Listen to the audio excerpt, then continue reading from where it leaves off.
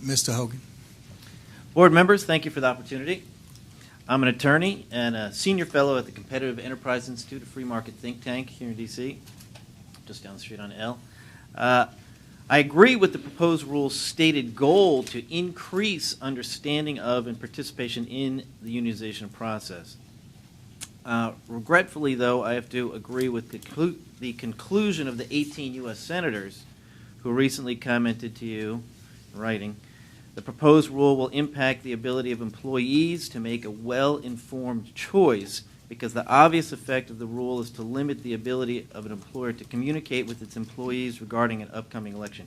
I go further than they do, though, because in this day and age of neutrality agreements, and separate from neutrality agreements, in Hofeldian terms, legal terms, rights and duties, there is no duty for the employer to educate we were treating it here as though the employers have a duty, practically speaking, to educate the workers, but they don't.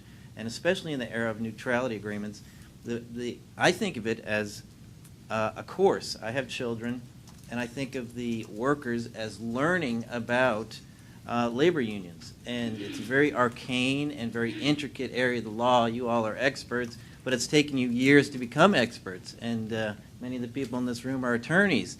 And for people to learn, for students to learn a course, essentially, on labor unions and the effects and impacts and the rights and duties that would then accrue, you really need to take into account how long it would take somebody to learn that stuff. It's a long time.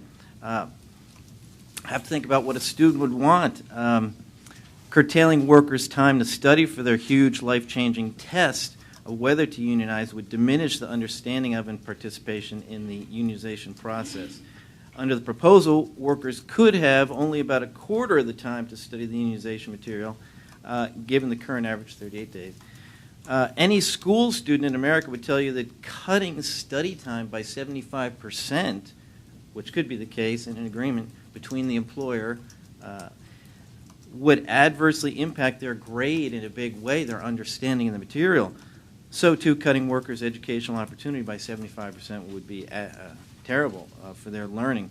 I do agree also with the 18 senators' quote of Senator John F. Kennedy when he said, it was essential to allow at least a 30-day interval between the request for an election and the hold of an election in order to, quote, safeguard against rushing employees into an election where they are unfamiliar with the issues. That's really insightful because he focuses on the learning of the employees. And that really needs to be the standard, how long it takes them to understand the material. We heard previously that from the persuader that it could work out that there's essentially one class of 45 minutes to an hour once a week, and people are working full time. Many of them have families, and maybe they do some homework, but essentially 3 classes of about 45, 50 minutes is not going to be enough for them to be educated about the fullness of the implications of unionizing. So really, 30 days would be an absolute minimum to some of the questions of whether there should be a minimum. I do agree with Senator John F. Kennedy. One of the effects is, too, that when you jump these types of pressures onto employers, they are not going to be able to do other things. They're going to be, this is an all-consuming kind of a thing, and to the extent the employers do take on the duty of educating, they are pulled away from other things like hiring other people, and that's not what our economy needs with a rush of this kind of a thing. A longer period of time would help with that.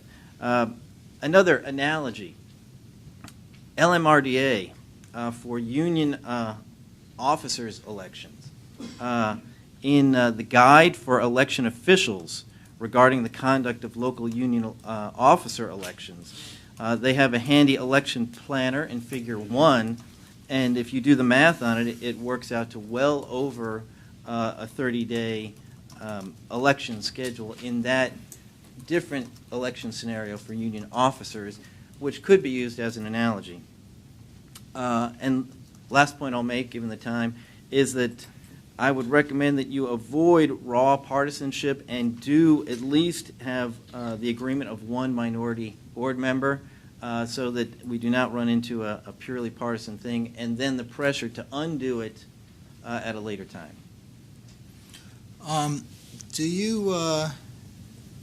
Whose responsibility do you believe it is to educate employees about their unionization?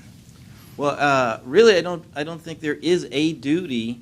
The employer can't be given the duty and can't right now be held liable if they do not do the educating, if they're in a neutrality agreement. Right, so they don't have the duty. I understand. The union doesn't have the duty to educate them, certainly on the fullness of the implications that might not accrue to their benefit.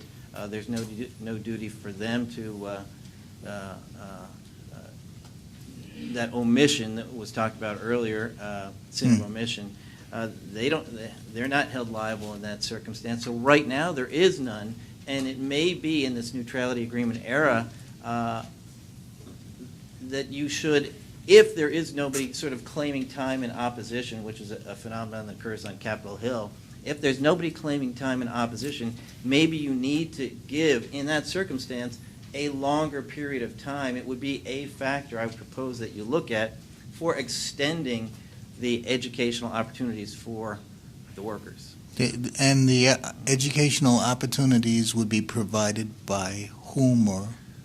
Well, the Volkswagen case is one. There have been outside groups not employed as persuaders who have been interested in the outcome and who have provided materials in the form of billboards or internet. But again, that's not a... But that's not what you're suggesting, that we extend the time so that people can put up billboards. Is No, you're you're exactly right. Right now there's no duty to educate the workers. So to the extent in the neutrality agreement era... But you still maintain that the time should be extended for education.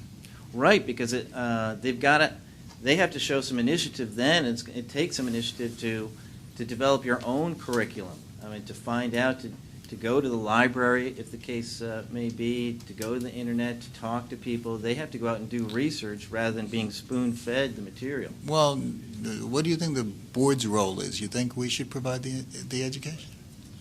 Well, I'm not going to recommend more government intervention and rules and regulations, but you have to be mindful of the workers, which should be your key consideration. All right. Thank you. I just one quick follow-up. There's been a lot of folks talking about their various anecdotal experiences, one way or another. In terms of if we assume that employees have a right to receive information on one side or the other, has there been any empirical study on the amount of time it takes a group of people to understand a given body of information? I think a lot of people in here have taken labor law courses, and to even study for your first test takes more than the amount of time that people are talking about here for educating the workers.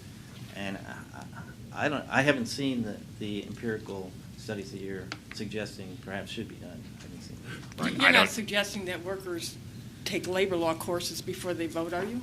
Well, essentially, that's what you are. That's what people are. They're giving in condensed, layman's terms. The union is giving their view, and in many cases, although not all cases, the business is giving their view, which many times, as we've heard before, in the NFIB circumstance, the small businesses are not really equipped to provide that education. So, but that's essentially what they're trying to do. Both sides are trying to provide some education, if indeed there are two sides. Thank you, Mr. Hogan. Thank you.